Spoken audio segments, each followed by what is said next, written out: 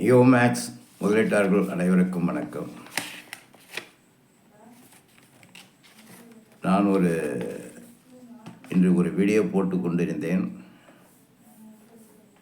இடையில் சிறிது தடங்களாகிவிட்டது. அதை அப்படி உங்களுக்கு யூடியூபில் போட்டுவிட்டேன். மீதமுள்ள தகவலை உங்களிடம் சேர்க்க வேண்டும் என்ற காரணத்தினால் அந்த தொடர் வார்த்தைகளை இப்பொழுது ஒரு வீடியோவாக பதிவு செய்து உங்களுக்கு போடுகிறேன். நம்ம நியோ முதலீட்டாளர் நல சங்கம் சார்பாக ஃபேக் பாண்டுன்ற விஷயத்தை ஒரு 33 பேர் மொபைல் நம்பரோட பல ஆயிரக்கணக்கான பெட்டிஷன்களை, பொய்யான பெட்டிஷன்களை நாம் கோர்ட்டில் தாக்கல் செய்து அது ஒரு ஆர்கியூமெண்ட்டாக எடுத்துகிட்டு வந்தோம். அதனுடைய செயல்பாடுகளும் அதனுடைய வேலைகளும்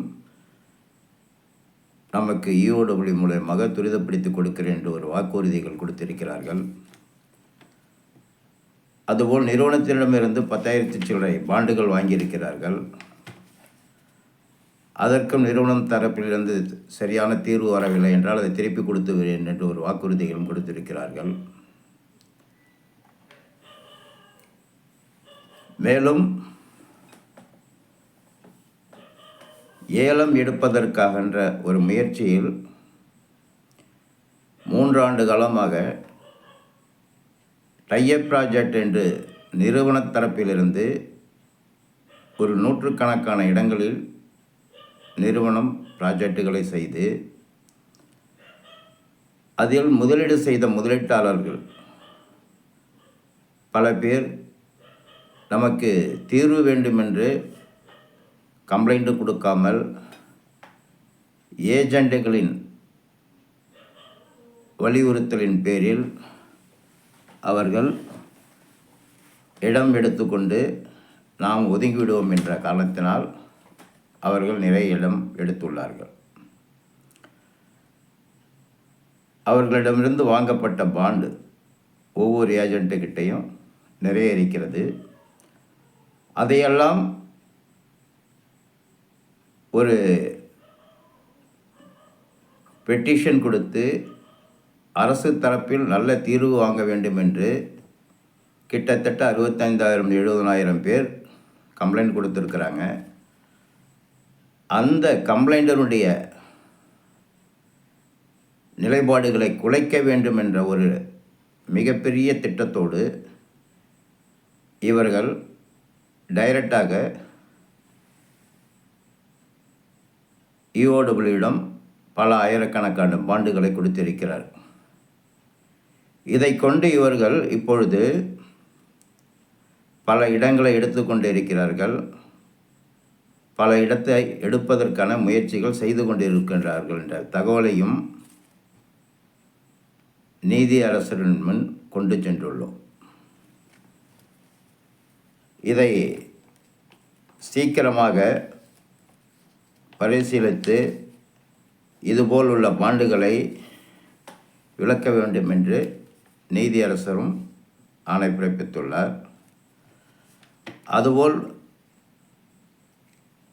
நமது வழக்கில் உள்ள மொத்த பெட்டிஷனர்களுடைய bond verify, original bond verify பண்ண வேண்டும் என்ற ஒரு விஷயங்கள் செயல்படாமலே இருக்குது. அதை செயல்படுத்த வேண்டும் என்ற ஒரு வாதங்கத்தையும் நாம் கொண்டு வந்தோம். அதன் அடிப்படையில் நீதியரசர் மாவட்டம் வாரியாக அந்தந்த மாவட்டங்களில் பிரித்து மாவட்டம் வாரியாக EOW ஆஃபீஸிலோ கலெக்டர் ஆஃபீஸிலோ தனிப்பிரிவுகளை ஒதுக்கி அங்கு அவர்களை வரவைத்து அந்த பாண்டு வெரிஃபிகேஷன் எல்லாம் செய்து முடிக்க வேண்டும் என்ற தகவலையும் கூறியுள்ளார். அது முதலீட்டாளர்கள் அனைவரும் தெரிந்து கொள்ள வேண்டும் என்ற காரணத்தினால் அதையும் உங்களுக்கு தெளிவுபட கூறுகிறேன். அதுபோல் நிறுவனம் எப்பொழுது பெட்டிஷன் கொடுத்து எஃப்ஐஆர் ஆகி டைரக்டருங்கள்லாம் வந்து அரெஸ்ட் ஆகிற ஸ்டேஜுக்கு போனாங்களோ அந்த காலகட்டத்திலே வந்துட்டு நிறுவனத்தினுடைய தலைமை பொறுப்பில் இருக்கும் பாலா அவர்களுடைய கையொப்பமிட்ட இடியிட்ட கொடுத்த டாக்குமெண்ட் எங்களிடம் அசோசியேட்ஸாக பணிபுரிந்த 800 சில்லற பேர் இருக்கிறார்கள். அவர்கள் மூலம்தான் இந்த முதலீடுகளை பெற்றோம். ஆகையால் இவர்கள் மூலம் இவர்களுடைய பர்டிகுலர்ஸை நாங்கள் கொடுக்கிறோம். இவர்களுடைய டீட்டெயில் எல்லாம் பெற்று நாங்கள் 7,000 கோடி 8,000 கோடி வந்தாலும் செட்டில்மெண்ட் செய்கிறோம் என்ற வாக்குறுதியுடன் இந்த விவரங்களும் அளித்துள்ளார்கள். இந்த விவரங்கள் 3 ஆண்டு காலம் கழித்து இப்பொழுது நமக்கு தெரிய வந்து இதன் மேல் நடவடிக்கை எடுத்தால் முதலீட்டாளருக்கு நல்ல தீர்வு கிடைக்கும் என்ற ஒரு எண்ணம் நமக்கு தோன்றியது. அதன் அடிப்படையில் நீதியரசரிடம் இதையும் வாதமாக கொடுத்தோம். அவரும் இதை ஏற்றுக்கொண்டு இவர்களுடைய முழு விவரங்களையும் எங்களுக்கு கொடுங்கள், இவர்கள் மேல் நடவடிக்கை எடுப்பதற்கான முயற்சிகளை செய்யுங்கள், இதில் யாராவது அரசு தரப்பு ஊழியராக இருந்தால் அதை தனியாக எடுத்து கொடுங்கள், அவர் மேல் அதை துறையை சார்ந்த அலுவலகத்துக்கு அளித்து அவர்கள் மேல் நடவடிக்கை எடுக்க செய்கிறேன் என்ற வாக்குறுதியும் நீதியரசர் கொடுத்திருக்கிறார். இப்போது எல்லோரும் கேட்குறாங்க, எல்லோரும் சொல்கிறாங்க. நான் கூட வந்து நிறைய விஷயங்கள் பேசும் பொழுது இவர் லீடர் அப்படின்றாங்க. நான் அது ஓப்பனாக சொல்லிட்டேன், நான் லீடர் இல்லை. என்னை வந்து லீடர்னு சொல்லி நீங்கள் சொல்கிறீங்க.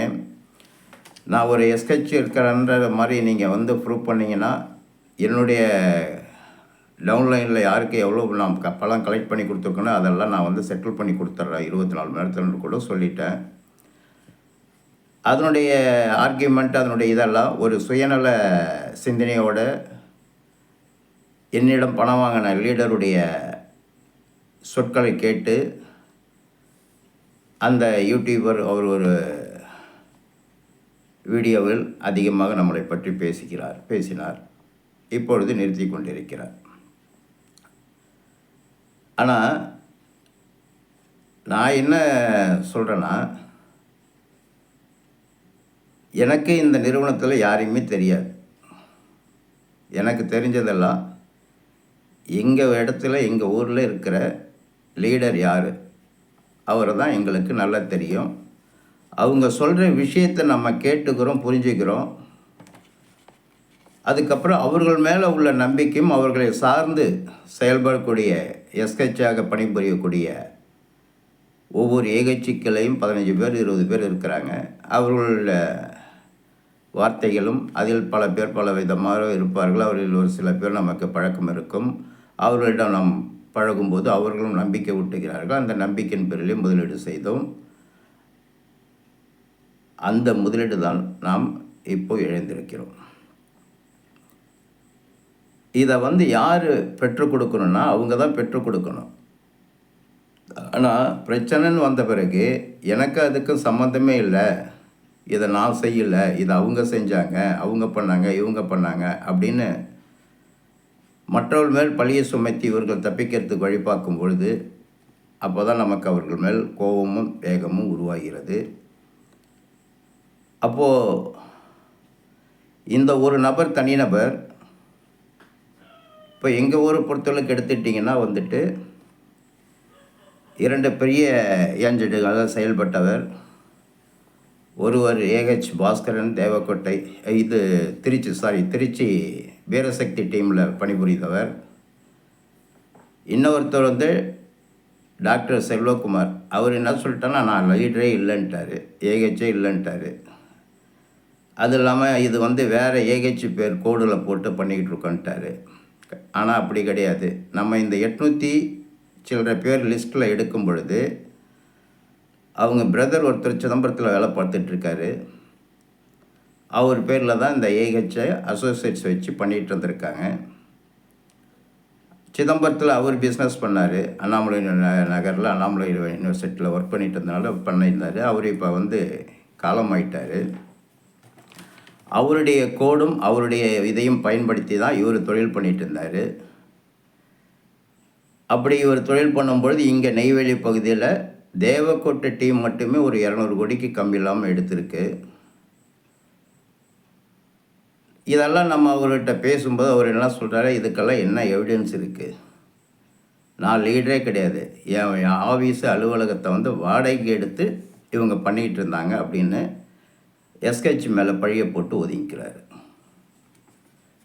இதெல்லாம் எனக்கு மிகப்பெரிய வருத்தத்தை உண்டு பண்ணிச்சு. அதனால தான் பெட்டிஷன் கொடுக்கறதுக்கும் போனது. அதனால தான் சங்கத்தையும் ஆரம்பித்தது. இன்றைக்கி வழக்கில் உள்ள கோர்ட் வரைக்கும் என்னுடைய பணத்துக்காக நான் போராடி கொண்டிருக்கிறதும் இவர்களுடைய செயல்பாடுகள் தான் மெயின் காரணமே.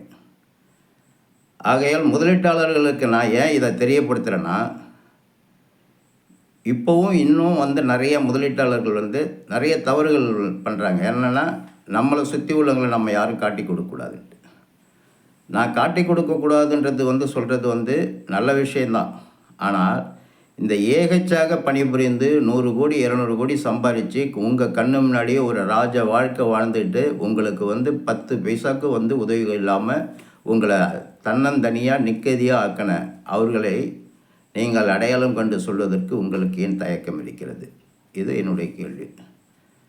ஆனால் இந்த முயற்சியாகப்பட்டது பல பேர் சொன்னார்கள் இது நடக்காது, இது நிறுவனத்தார் நம்ம 5000 செலவு பண்ணால் நிறுவனத்தார் 50,000 செலவு பண்ணுவான், 5 லட்சம் செலவு பண்ணுவான், லீடரை காப்பாற்றுறதுக்காக பல முயற்சிகள் அவங்க எடுப்பாங்கன்ட்டு.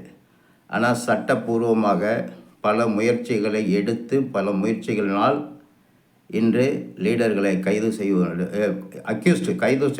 எஃப்ஐஆர் போடுறதுன்றல்ல, எஃப்ஐஆர் போட்டிருக்க வழக்கில் எதிரிகளாக சேர்த்து அவர்கள் சொத்துக்களை ஜப்தி செய்து அதன் மூலமாக நமக்கு தீர்வு கொடுக்க வேண்டிய வாய்ப்புகளை உருவாக்குகிறோம்.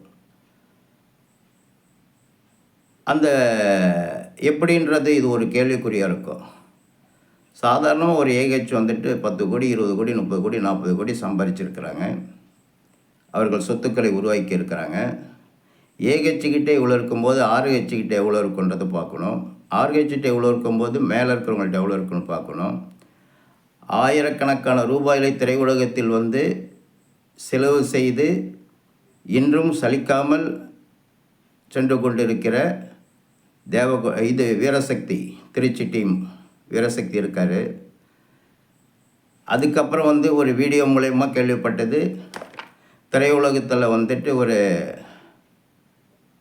ஆயிரக்கணக்கான சொத்துக்களை அன்பளிப்பாக கொடுத்திருக்கிறார் என்றது. அப்போது சேர்மனு ஆயிரம் கோடி கணக்கான பணங்களை அன்பளிப்பாக கொடுக்குறாருன்னா அவர் கையில் எத்தனை 1000 கோடி இருக்குன்றதை நீங்கள் யோசித்து பார்க்கணும்.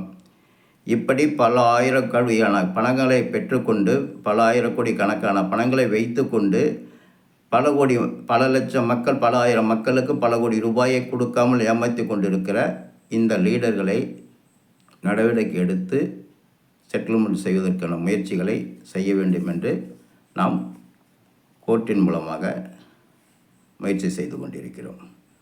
ஆகையால் முதலீட்டாளர்கள் எல்லாம் தீர்வை நோக்கி சென்று கொண்டிருக்கிறோம். பல வீடியோக்களில் கமாண்டாக வரும், உங்களுக்கு காசு கிடைக்காது, பணம் கிடைக்காது, உங்களுக்கு 10 பைசா கூட கிடைக்காது அப்படின்றலாம். ஆனால் சட்டம் இருக்கிறது. அதை எடுத்து செல்வதற்கு முதலீட்டாளர்கள் வலுவாக இருக்கிறார்கள். சொத்துக்கள் இருக்கிறது. பல ஆயிரம் கோடி மதிப்புள்ள பணங்கள் லிக்விட் கேஷுகளாக முடங்கி கிடக்கிறது. இதையெல்லாம் அடையாளம் கண்டு இதையெல்லாம் அட்டாச்மெண்ட் செய்து மிகப்பெரிய தொகையாக உருவாக்கி நமக்கு முழு தொகையும் செட்டில்மெண்ட்டாக கிடைப்பதற்கான வாய்ப்புகள் 100% இருக்கின்ற ஒரு விஷயத்தை நீங்களும் புரிந்து கொள்ள வேண்டும் என்று முதலீட்டாளர்களுக்கு தெரியப்படுத்துகிறேன். ஆகையால் முதலீட்டாளர்கள் அனைவருமே மனம் தவறாமல் இருந்து சங்கத்தினர்களுக்கு நல்ல ஒரு ஒத்துழைப்பு கொடுத்து இந்த வழக்கை நல்ல நிலையில் எடுத்துச் செல்வதற்கான வாய்ப்புகளை உருவாக்க வேண்டும் என்று கேட்டுக்கொண்டு இந்த காணொலியை முடித்துக்கொள்கிறேன். நன்றி, வணக்கம்.